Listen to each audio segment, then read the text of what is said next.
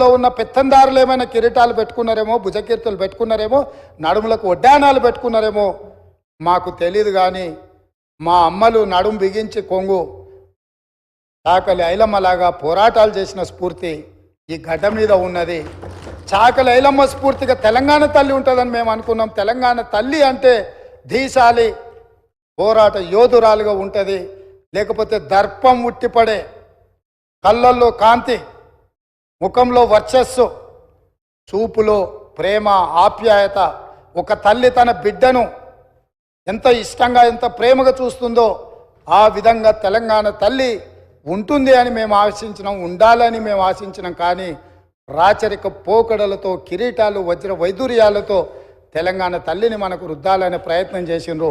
అందుకే కవులు కళాకారులకు నిలయమైన ఈ తెలంగాణ రాష్ట్రంలో కవుల కళాకారుల నుంచి సూచన తీసుకొని మన అమ్మలాగా మన తెలంగాణ తల్లి ఉండాలి, ఆ తెలంగాణ దర్పం ఉట్టిపడే విధంగా తెలంగాణ తల్లి ఉండాలని మంత్రివర్గం నిర్ణయం తీసుకుంటే కనీసం తెలంగాణ తల్లి విషయంలోనైనా రాజకీయ విభేదాలను ఆలోచనలను పక్కన పెట్టి ప్రతిపక్షం కలిసి వస్తుందేమో అని మేము చూసినాం అధ్యక్ష. కానీ మాకు నిరాశనే మిగిలింది అధ్యక్ష. అదేవిధంగా అధ్యక్ష, ఆనాడు Osmania university, Kakatiya university, Palamuru university, Mahatma Gandhi university, ఏ యూనివర్సిటీ, ఏ కాలేజు, ఏ పాఠశాల, ఏ నగరం చూసినా, ఏ పట్టణం చూసినా, ఏ గ్రామం చూసినా, ఏ వీధి చూసినా ఆనాడు మారుమోగిన గీతం జయ జయ హే తెలంగాణ.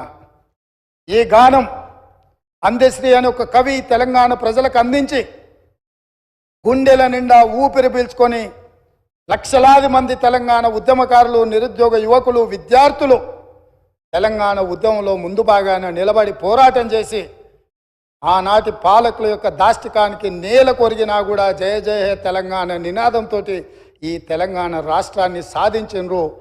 ఈ రాష్ట్రాన్ని సాధించిన జయ జయ హే తెలంగాణ గీతం ఈ తెలంగాణ రాష్ట్రీయ గీతంగా మారుతుంది అని చెప్పి 4 కోట్ల తెలంగాణ ప్రజలు భావించిండ్రు, ఆశించిండ్రు, ఆకాంక్షించిండ్రు. కానీ ఈ గొప్పతనం ఒక దళిత బిడ్డకు, ఈ గొప్పతనం ఆనాడు ఉద్యమాన్ని ఉవ్వెత్తున ముందుకు నడిపించిన ఒక ఉద్యమకారుడికి ఇవ్వకూడదన్న ఆలోచనతో, కుట్రతో నాటి పాలకులు జయ జయ తెలంగాణ గానాన్ని, గీతాన్ని తెలంగాణలో వినిపించకుండా నిషేధించినంత పనిచేసిండ్రు అధ్యక్ష. అందుకే ఈరోజు ఆ ఉద్యమ స్ఫూర్తితో ఉద్యమాలను గౌరవించే పార్టీగా, ప్రజల పోరాటాలను గుర్తించి, ప్రజల యొక్క ఆకాంక్షలను మన్నించి, ప్రజల యొక్క ఆలోచనలకే అనుకూలంగా పరిపాలన అందించిన పార్టీగా జయ జయ తెలంగాణ గీతాన్ని రాష్ట్రీయ గీతంగా ఆమోదించినాం. కనీసం దాన్నైనా, కనీసం ఆనాడు ఉద్యమం, ఆనాడు రాష్ట్ర సాధనలో గత 9.5 సంవత్సరాలు వాళ్ళు అనుభవించిన అధికారానికి పునాదులు వేసిన ఈ గీతాన్ని రాష్ట్రీయ గీతంగా మేము ఆమోదిస్తే అభినందిస్తారేమో, అభినందించకపోయినా ఆహ్వానిస్తారేమో అని చెప్పి 4 కోట్ల తెలంగాణ ప్రజలు ఎదురు చూస్తే నిరాశనే మిగిలింది అధ్యక్ష. మేమేమన్నా అతిగా ఏమైనా ఆలోచన చేస్తున్నామా, అతిగా ఏమైనా ఆశిస్తున్నామా, లేకపోతే ఏమైనా అడగకూడని ఆశించింది ఏమైనా మేము ఆలోచన చేస్తున్నామా నాకైతే అర్థం కాలేదు అధ్యక్ష. మీరైనా మాకేమైనా మా ఆలోచనలో తప్పు ఉంటే మాకు సూచన చేయండి. ఇన్ని గొప్ప నిర్ణయాలు తీసుకున్న ఈ ప్రభుత్వాన్ని అభినందించడానికి ప్రతిపక్ష నాయకుడిగా వారక్కడ కూర్చొని ఈ ప్రభుత్వం ఈ మంచి చేసింది, ఈ మంచిని మేము ఆహ్వానిస్తున్నాం, ఈ మంచి జరగాల్సిందే, ఇగో ఈ పరిపాలనలో మీరు తీసుకున్న నిర్ణయాలలో ఈ లోపాలు ఉన్నాయి, ఈ లోపాలను మీరు మార్చుకోండి, ప్రజలకు మంచి పాలనను ఇవ్వండి అని ప్రధాన ప్రతిపక్ష నాయకుడు అక్కడ కూర్చొని సూచన చేసినుంటే వారి గౌరవం పెరిగేదే తప్ప వారి గౌరవం తగ్గదు అధ్యక్ష. ఆ కుర్చీ అట్లా ఖాళీగా కనిపించడం ఈ సభకి ఏమైనా శోభ తెస్తుందా అధ్యక్ష? ఎందుకు వారు అట్లా ఖాళీగా పెట్టి సభకు గైరాజరవ్వడం అనేది ఈ తెలంగాణ సమాజానికి ఏమైనా ప్రయోజనం ఉంటుందా అధ్యక్ష? మీరు ఆలోచన చేయండి. ఎందుకు అనంటే ఈ రాష్ట్రం మనది, ఈ ప్రాంతం మనది, ఈ నేల మనది, గాలి మనది, ఈ ప్రాంత అభివృద్ధి మనది. ప్రజాప్రతినిధులుగా మన బాధ్యతను నెరవేర్చాల్సిన అవసరం ఉంది. ఒకవేళ ప్రతిపక్షం దారి తప్పితే గుర్తు చేయాల్సిన బాధ్యత సభాపక్ష నాయకుడిగా నా మీద ఉన్నదన్న ఆలోచనతోటి వారికి సూచన చేస్తున్న అధ్యక్ష. ఆ పైన వారి ఇష్టం. అదేవిధంగా అధ్యక్ష, పదే పదే ఈ ప్రభుత్వం వచ్చిందో రాలేదో దివాలా తీసింది, ఈ ప్రభుత్వం దగ్గర చెల్లిగవ్వలేదు, ఈ ప్రభుత్వం ఎట్లా నడుపుతారు, ఆ పథకం ఎట్లా చేస్తారు, ఈ పథకం ఎట్లా అమలు చేస్తారు, మీ దగ్గర నగదేడు ఉంది, వాళ్ళ ఆలోచన ఎట్లుందంటే అట్లా జరిగితే బాగుండు, వీళ్ళు దివాలా తీస్తే బాగుండు, ప్రజలకి ఏం అందకపోతే బాగుండు, ప్రజలు ఇబ్బందులలో ఉంటే బాగుండు అని ఉట్టి మీద పిల్లి శాపనార్థాలు పెట్టినట్టే ఉంది అధ్యక్ష. పిల్లి శాపనార్థాలకు ఉట్టి తెగిపడుతుందా అధ్యక్ష? అట్లనే 9.5 సంవత్సరాల అధికారంలో ఉన్న మీరు కనీసము 100 రోజులు కాకముందే రోజు పొద్దున్న లేస్తే ఈ శాపనార్థాలు ఏంది అధ్యక్ష? నేను మీకు గుర్తు చేయదలుచుకున్న అధ్యక్ష, వాళ్ళు అధికారంలో ఉన్నప్పుడు గత ప్రభుత్వ ఉద్యోగులు ఇక్కడ ఉన్నారు, బయట కూడా ఉన్నారు. ఈ ప్రభుత్వ ఉద్యోగులకు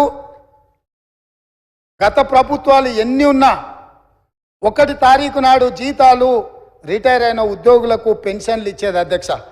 కానీ గత ప్రభుత్వం 25 తారీఖు వరకు విడతల వారీగా ప్రభుత్వ ఉద్యోగులకే జీత భత్యాలు ఇవ్వలేనంత పరిస్థితి, ఆర్థిక సంక్షోభాన్ని కల్పించి మొత్తం రాష్ట్రాన్ని దివాలా తీపిచ్చి ఈ రాష్ట్రంలో ఉద్యోగస్తులకు జీత భత్యాలు ఇవ్వని పరిస్థితులు కల్పించి ఆ స్థితిలో రాష్ట్రాన్ని మాకు అప్పచెప్తే కష్టపడి ఆలోచన చేసి విధి విధానాలను సవరించుకొని మా ఆర్థిక మంత్రి, మా ఉప ముఖ్యమంత్రి బట్టి విక్రమార్క గారు కష్టపడి మొదటి నెల 4 తారీఖు లోపలనే జీత భత్యాలు ప్రభుత్వ ఉద్యోగుల ఖాతాలు వేసినాం.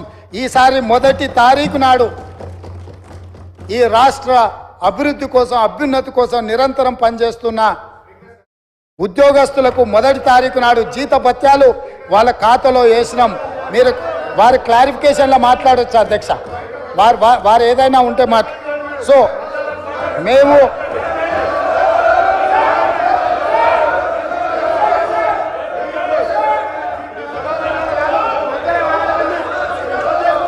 అధ్యక్ష దాదాపుగా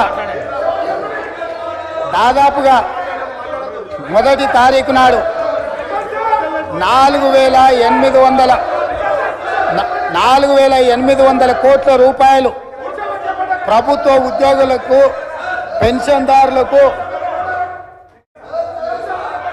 speaker sir, I'm not yielding.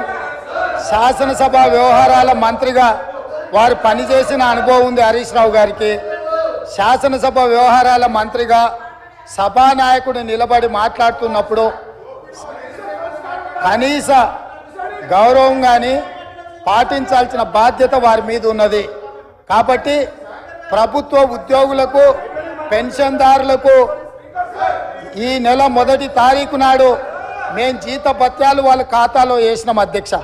కనీసం ఈ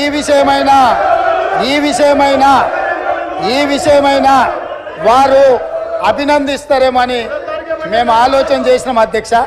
అయినా వాళ్ళకి మనసు రాలేదు అధ్యక్ష.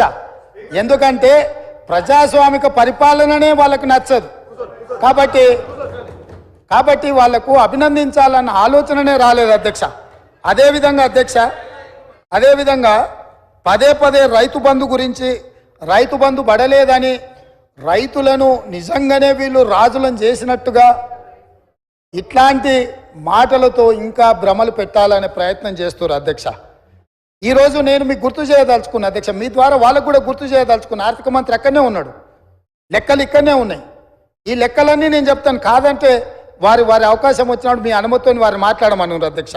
రైతు బంధు ఇంకా వేయలేదు, ఎక్కడ పోయింది ప్రభుత్వం అని చెప్పిండ్రు కదా, పదే మాట్లాడుతున్నారు అధ్యక్ష. 2018-19 యాసంగి రైతు బంధు 20-10-2018 నాడు మొదలుపెట్టి 30-3-2019 5 నెలలు పట్టింది అధ్యక్ష. 2018-19లో యాసంగి పంట రైతు బంధు డిసెంబర్ 10వ నెలల మొదలు పెడితే 19లో మార్చి 30 తారీఖు వరకు వేసింది అధ్యక్ష. 5 నెలలు పట్టింది వాళ్ళకు 2018-19లో రైతు బంధు వేయడానికి. వస్తున్న ఎలక్షన్ ఇయరే కాదు, ఆ తర్వాత సంవత్సరాలు కూడా ఉన్నాయి, తొందర ఎందుకు. 19-20లో యాసంగి 28-1-2020 నాడు మొదలుపెట్టి 23-10-2020 9 నెలలు పట్టింది అధ్యక్ష. ఒక్క యాసంగి పంటకు రైతు బంద్ వేయడానికి 9 నెలల ఆనాటి ప్రభుత్వం తీసుకున్నది అధ్యక్ష. వీళ్ళ చరిత్ర ఇక మీ కరోనా వచ్చిందో ఇంకా మీ కర్మ కాలిందో నేనేం చెప్తా కానీ 2020-21 అధ్యక్ష 25/12/2020 నాడు మొదలుపెట్టి 22/4/2021 4 నెలలు పట్టింది అధ్యక్ష. 2020-21 సంవత్సరంలో యాసంగి పంట 2022-23 అధ్యక్ష 21/12/2022 నాడు మొదలుపెట్టి 10/4/2023 4 నెలలు పట్టింది అధ్యక్ష. ఒకసారి అడుగుతున్నాం ఎన్నికలు అంటుండ్రు, రెండోసారి అడుగుతున్నాం కరోనా అంటుండ్రు, మూడోసారి అడుగుతున్నాం మా మామ చెప్పలేదంటారు, నాలుగోసారి అడుగుతున్నాం అల్లుడు తిరగనికి పోయిందని చెప్పేటట్టు అధ్యక్ష. ఎట్లా అధ్యక్ష? మీ పరిపాలన స్పష్టంగా అధికారిక లెక్కలు ఈ రకంగా చెప్తుంటే మేము వచ్చిందే మొన్న 60 రోజులు కాలేదు, ఆల్రెడీ మేము క్లియర్గా చెప్పినాము 100 రోజుల్లో వాటిని పూర్తి చేస్తామని. అయినా అప్పుడే రైతు బంధు ఇవ్వలేదు అని గగ్గోలు పెట్టి రైతులను రెచ్చగొట్టాలన్న ప్రయత్నం చేస్తే రైతులేమన్నా అమాయకుల అధ్యక్ష? వాళ్ళకి తెలీదా ఎవరి చిత్తశుద్ధి ఏంది, ఎవరి ఆలోచన ఏంది, ఎవరు ఏం చేస్తుండ్రో, ఎవరు ఏ రకంగా వ్యవహరిస్తుండ్రో తెలీదా అధ్యక్ష? అదేవిధంగా అధ్యక్ష ఆర్టీసీ బస్సు మహిళల గురించి వీళ్ళు మాట్లాడుతున్నది, వాళ్ళకి నష్టం జరిగింది ఆటో డ్రైవర్లు అని. ఒక ఆయన ఆటో రాముడు కృష్ణానగర్లో మొత్తం సినిమాకి సంబంధించిన వాళ్ళే ఉంటారు, సురభి నాటకాలు వేసేవాళ్ళు, సినిమాలో చిత్రసీమలో ఎక్స్ట్రా క్యారెక్టర్స్ అంటారు, ఏమంటారు వాళ్ళను?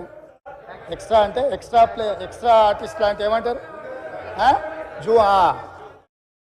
జూనియర్ ఆర్టిస్టులు కృష్ణానగర్లు ఉంటారు. టీఆర్ఎస్లో ఒక జూనియర్ ఆర్టిస్టు ఆడేదో సమావేశానికి పోయిండంట, ఆడ ఆటో కనిపించిందంట, ఆటో ఎక్కి ఆటో రాముడు ఆఫీస్కి పోయిండంట. మళ్ళీ దాంట్లో మాత్రము లోపల కెమెరా పెట్టిరు అధ్యక్ష, ఆయన ఎక్కింది దిగింది షూటింగులు చేయడానికి. ఏంది అధ్యక్ష ఈ డ్రామా? ఏంది డ్రామా? ఏంది ఇది? మేము ఈ తెలంగాణ సమాజంలో ఉన్న ఆడబిడ్డల్ని హక్కున చేర్చుకోవాలన్న ఆలోచనతోని, ఒక మంచి ఆలోచనతోటి ఆర్టీసీ బస్సుల్లో ఆడబిడ్డలకు మేము ఉచిత ప్రయాణం కల్పించినాం. 2014 నుంచి 2019 వరకు మంత్రివర్గంలో ఒక్క ఆడబిడ్డ కూడా మీరు మంత్రి పదవి ఇవ్వకపోయినా అక్కడ ఉన్నవాళ్ళు ఏ రోజు కూడా ఒక్క ఆడబిడ్డకు కూడా మంత్రి పదవి ఎందుకు ఇవ్వలేదు సార్ అని అడిగిన వాళ్ళు కాదు పాపం. ఎందుకంటే అడిగేంత సాహసం చేస్తే వాళ్ళకు ఆ ఉండే ఉద్యోగం కూడా ఉండదన్న సంగతి వాళ్ళకి తెలుసు. కాబట్టి వాళ్ళు మంత్రి పదవులు ఇవ్వకపోయినా కోట్లాది మంది ఆడబిడ్డలకు మా పొన్నం ప్రభాకర్ గారు మేము మొదలుపెట్టిన బస్సు ప్రయాణాన్ని టోటల్గా ఆడబిడ్డలందరికీ కూడా చెప్పి ఉచితంగా బస్సు ప్రయాణం ఇస్తే దాదాపుగా అధ్యక్ష ఇప్పటి వరకు 15,21,00,000 ప్రయాణాలు ఆడబిడ్డలు ఉపయోగించుకున్నారు. 535.52 కోట్ల రూపాయలు ఇప్పటివరకు ప్రభుత్వం ఆడబిడ్డల కోసం ఖర్చు పెట్టింది అధ్యక్ష. ఒక మంచి పని చేసినప్పుడు అభినందించడానికి నోరు రాకపోయినా ఆ నిర్ణయాన్ని వ్యతిరేకించుకుంటూ నిరసన తెలుపుతూ ఒక ఆటోని తీసుకొచ్చి అక్కడ తగలబెట్టింది అధ్యక్ష. కిరాయి పైసలే వెళ్తలేవు, సంసారం నడుస్తలేదన్న ఆటో డ్రైవరు ఆటో తగలబెట్టిందంటే ఆటో తగలబెట్టడానికి ఎన్ని పైసలు కావాలి అధ్యక్ష? ఆటో రౌండ్ ఆటోలో ఎక్కి తిరిగిందంట, ఆయనకు ఇంకొక ఆయనకు ఆటో ఖర్చులు వెళ్ళదంట, ఆయన తీసుకొచ్చి ఆటో తగలబెట్టిండంట. ఏంది అధ్యక్ష ఇది? అసలు ఇది ఏమైనా తెలంగాణ సమాజానికి మనం ఏం సందేశం ఇవ్వదలుచుకున్నాము? ఇంకొక నటుడేమో 100 రూపాయలు పెట్టి పెట్రోల్ కొనుక్కుంటాడు కానీ 10 పైసలు పెట్టి అగ్గిపెట్ట కొనుక్కోడు, అగ్గిపుల్ల దొరకదు. మనం కవులకు కళాకారులకు తెలంగాణ నిలయమని మనందరికీ తెలుసు అధ్యక్ష. కానీ నటులకు కూడా కొదవ లేకుండా పోయింది. ఒక్క నటుని కూడా మెతుకుతే ఇద్దరిద్దరు నటులు దొరుకుతారు అధ్యక్ష. ఈ ప్రభుత్వం నడుపుతున్న విధానాన్ని చూడలేక. కాబట్టి ఇవాళ నేను ఒకటే సూచన చేస్తున్నా, అక్కడ ఉండే మా సోదరిమణులకు మా సోదరులకు ఒక మంచి నిర్ణయం తీసుకున్నాం మన ఆడబిడ్డల కోసము. దానివల్ల ఆదాయం కూడా పెరిగింది. నేను మీకు లెక్కలు చెప్పదలుచుకున్న ఎండోమెంట్స్, దేవాలయాలు సందర్శనలకు పోయి రాష్ట్రం యొక్క ఇన్కము ఏ విధంగా పెరిగిందో కూడా మన వాళ్ళకి నేను లెక్కలు చెప్పదలుచుకున్నా అధ్యక్ష. ఆడబిడ్డలు బస్సు ప్రయాణాన్ని ఉపయోగించుకొని ఎక్కువ దైవ దర్శనాలు చేసుకోవడం వల్ల దేవాదాయ శాఖ యొక్క ఆదాయము నవంబర్లో, అంటే ఉచిత బస్సు ప్రయాణం లేనప్పుడు దేవాదాయ శాఖ ఆదాయము 49.28 కోట్ల అధ్యక్ష.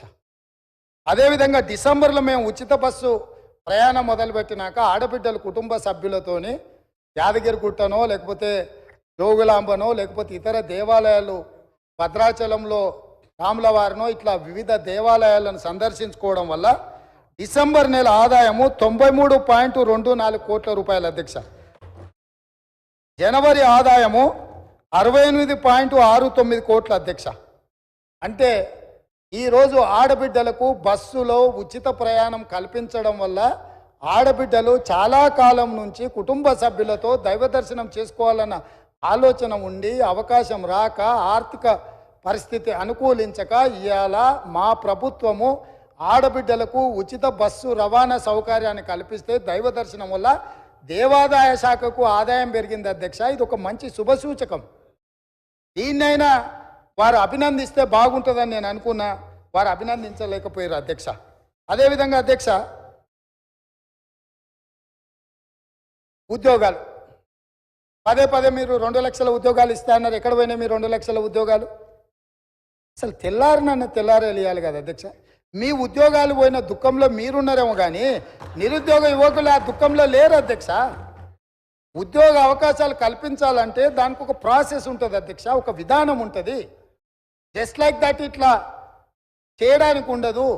గతంలో మీరు చేసినట్టు మేము చేయలేము.